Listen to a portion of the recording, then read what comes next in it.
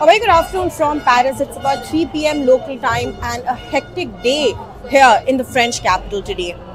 Now, as you can possibly see behind me, people are out on the streets in hundreds of thousands.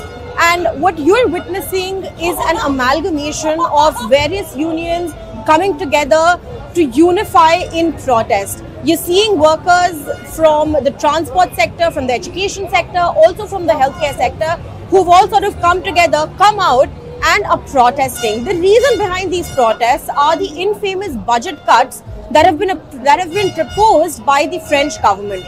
The aim is to reduce France's growing budget deficit of 5.8%, which is almost double of the 3% cap set by the EU and also the third highest in the European Union as of today.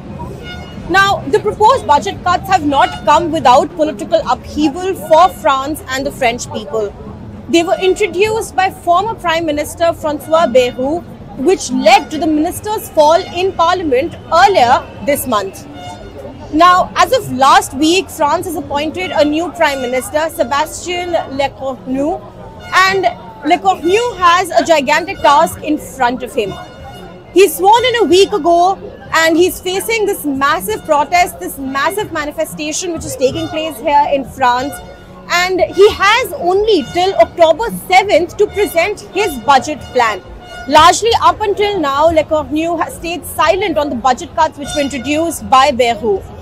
Meanwhile, for President Macron as well, it is not looking as good. He's facing his lowest approval ratings since he came to office in 2017.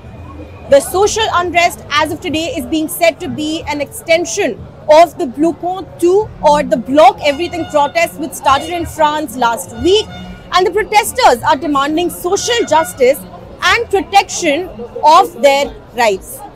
Now, as the protest goes on, it's expected to be a really long day, and the question really is, what does France need to do to A, reduce its ginormous financial deficit as it stands today, and B, while it tames its financial deficit, can it keep its people happy?